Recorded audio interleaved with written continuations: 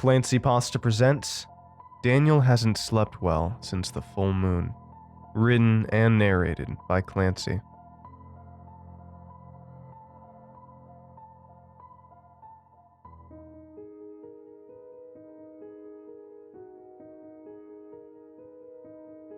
Three knocks fell across the bedroom door before his father opened it just a crack. "Hey Daniel, you ready to get tucked in?"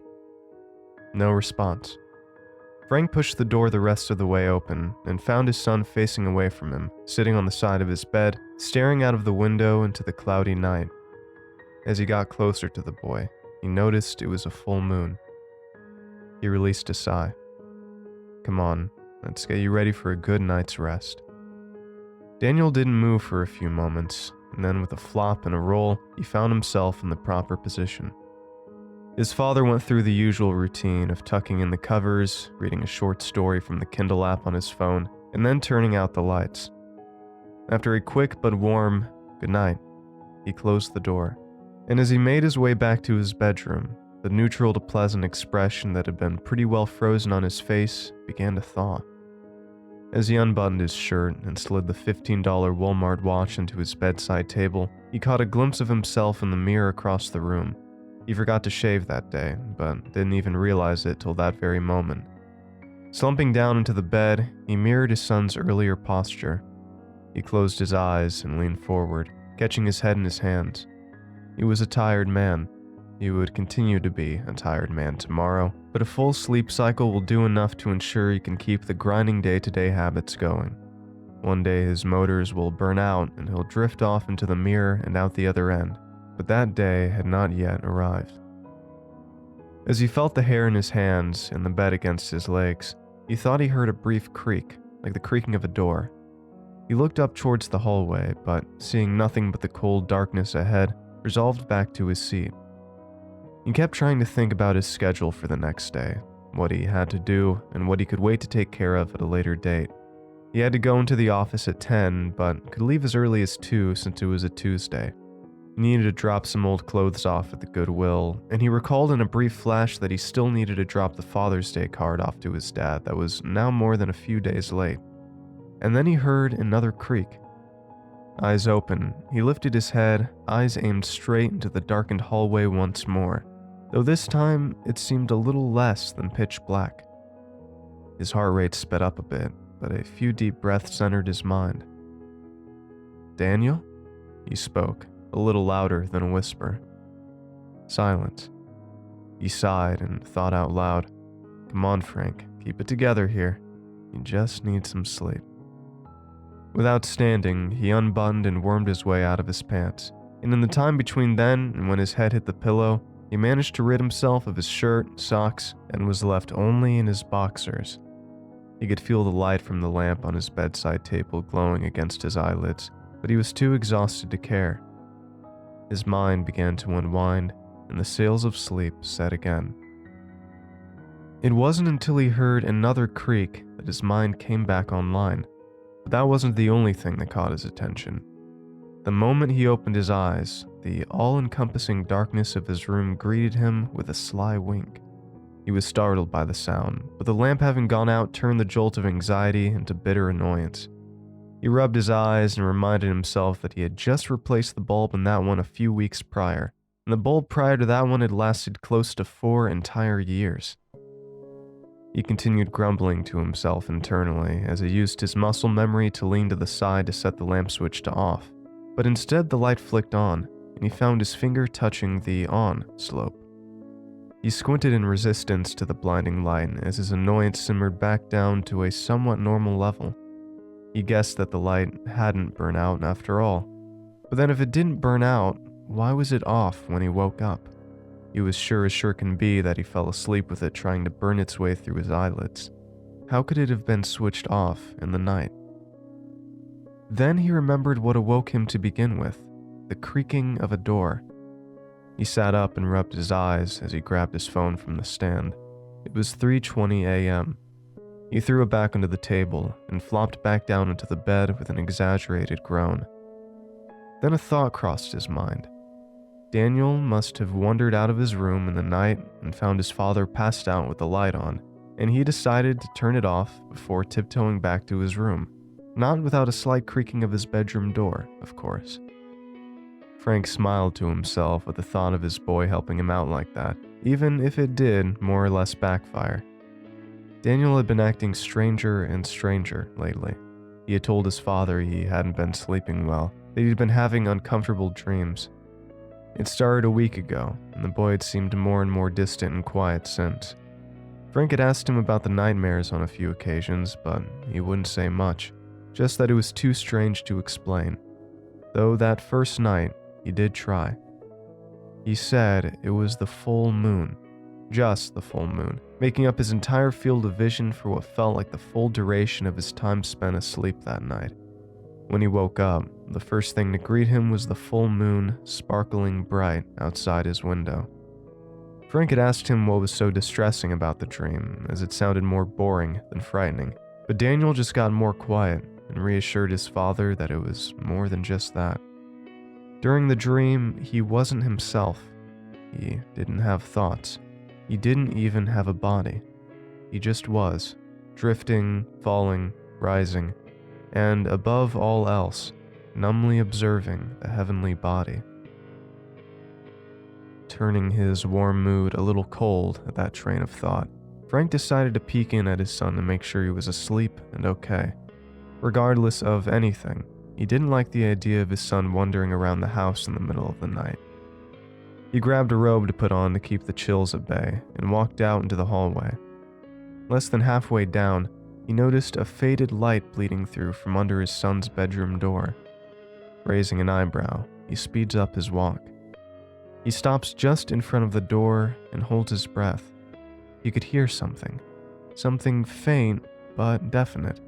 A slight drip, drip, drip sound. He didn't knock before he pushed down on the door handle and slowly creaked it open.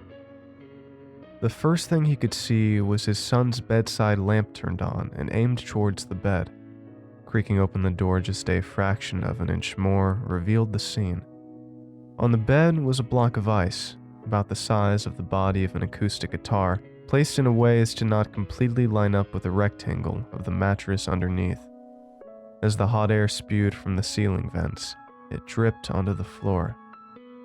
Frank observed the sight for only a few moments before the slow but ever-present and always progressing tick of time began to feel much more prescient. He pressed the door open and let it creak to a stop against the wall stopper in front of his son's Star Wars decorated closet door. "Daniel?" he spoke, surprised to find himself out of breath. "Daniel, you in here, buddy?" He cautiously approached the bed, his eyes darting around the scene all the while.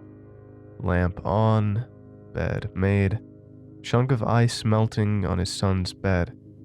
No Daniel. Finally, to the foot of the bed, he notices that the block of ice isn't entirely clear, that through the frozen foggy patchwork hid something that wasn't discernible, possibly an object or even multiple objects of some kind. Whatever it was, the rivers of water melting off of the block were bringing it closer to the surface moment by moment, which made Frank realize just how hot it was in his son's room.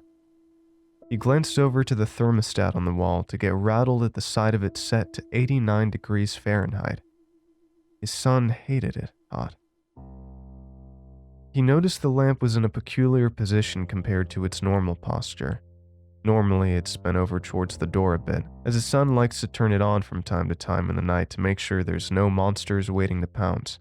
But the bulb now facing the bed led his eyes to the drawer in the stand it was sitting on, and the lock clearly busted off of its hinges.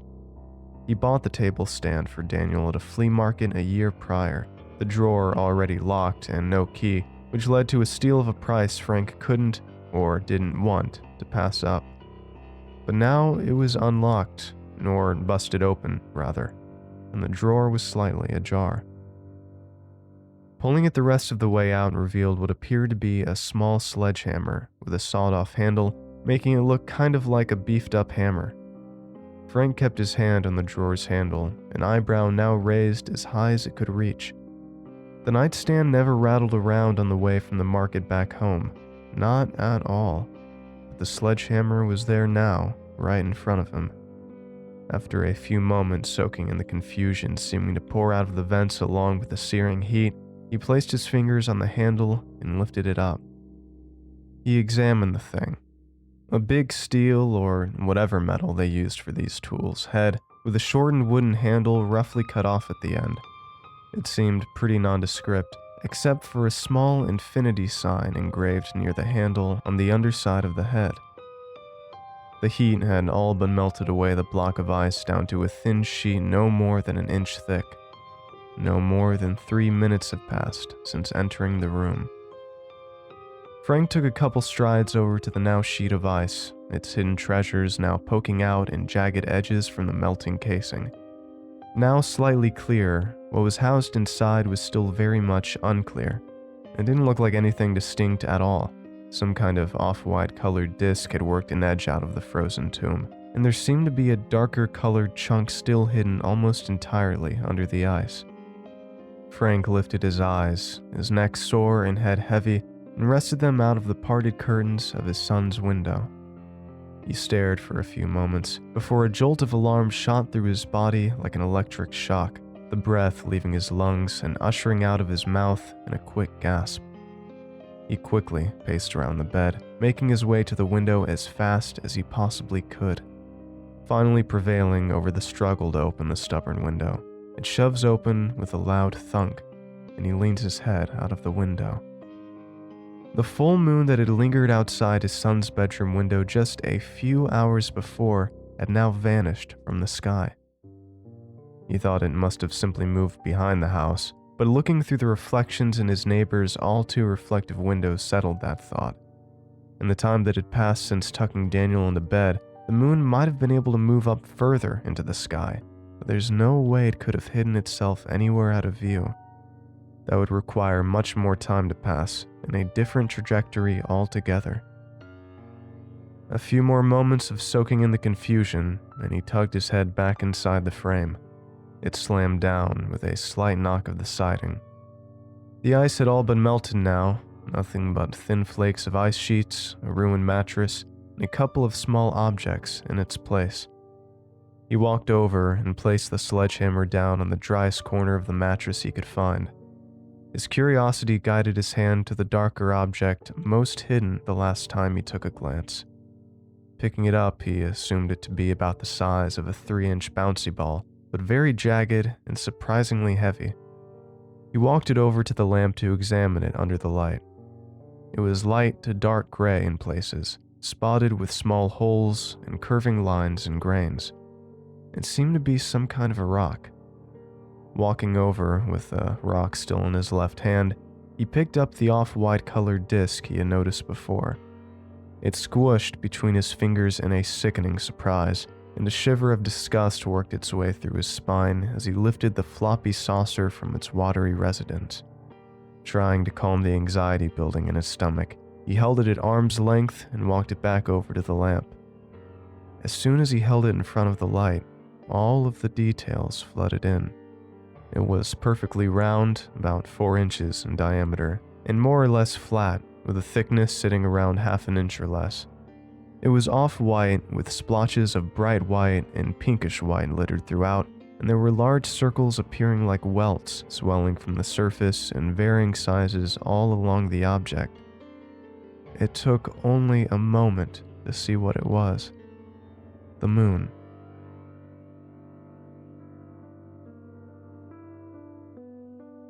The police arrived shortly after 3:45 a.m. Frank had made a call, but the cops were already on their way to the neighborhood after 2 concerned neighbors had heard a loud scream echoing out from his window.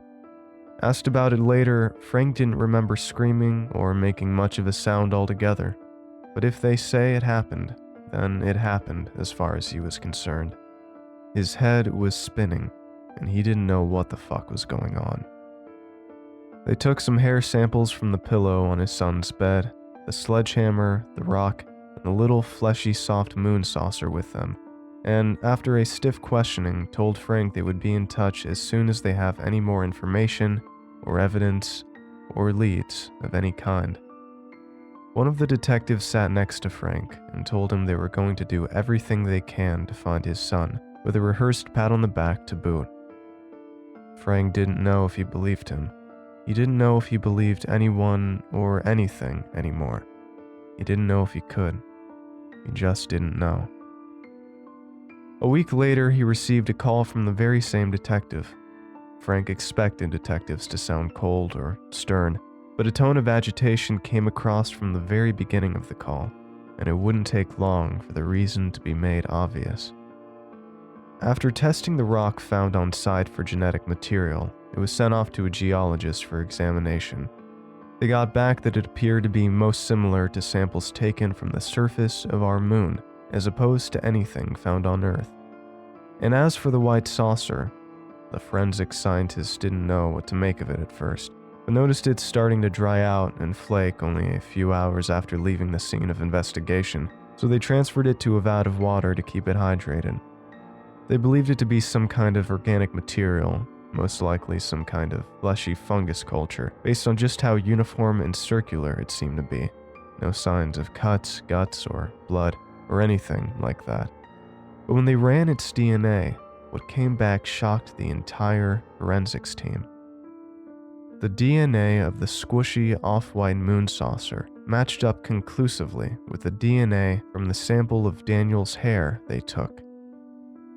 After the detective said this, there was a long pause of static through the telephone.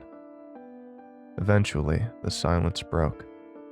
Frank asked what that meant, and the hesitation from the other end made his confusion boil into deeper agitation. The simple answer was, they weren't sure. It was definitely the same DNA, his son's DNA, but the object didn't seem to be a dismembered part of the human body. There were no lacerations, slice marks, veins, or even most of the kinds of tissues and cells you would expect to find if this were an organ or piece of flesh of any kind. So it was genetically a piece of Daniel, or seemed to be, but it wasn't him. The detective spent the last minute apologizing for how confusing and strange the details so far were, but promised to continue working towards discovering the truth and bringing justice, and hopefully finding Daniel. Frank thanked him and then ended the call. The words that had just been shoved into his mind rattled around in a numb mess of sick. What they meant, or what they should have meant, or what they couldn't mean, all felt strangely the same in their possibilities. He slouched down into his recliner further, a hard cider in hand, and raised the volume on his TV. He closed his eyes and told himself things will work out. Things must work out eventually. As the alcohol worked its way through his bloodstream, sleep welcomed him into its open arms. The television continued on. On next came a brief spot for the local news. A young woman pointed to the current day's date on the calendar. A gorgeous full moon is coming up tomorrow, so don't forget to get out that telescope and enjoy the cosmic beauty of Luna.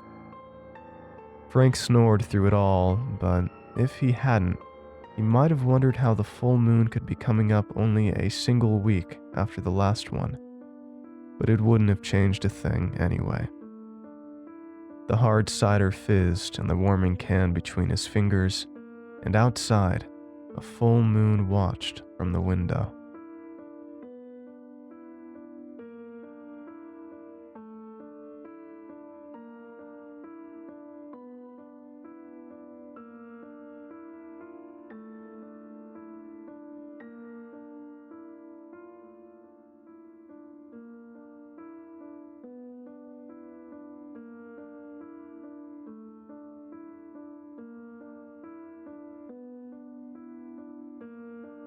Thanks for watching, and I hope you enjoyed today's video. I want to give a huge thanks to all of my supporters over at Patreon and YouTube memberships. Your support makes these narrations possible, and I appreciate it a ton. If you'd like to join these lovely ghouls, you can head on over to my Patreon at patreon.com/ClancyPasta, or click the join button below to become a member. And if you'd like creepy cool shirts, make sure to head on over and check out my official merch store for some awesome tees, hoodies, stickers, and more. Alright. Thank you all for watching, and I hope you have a great night. Cheers.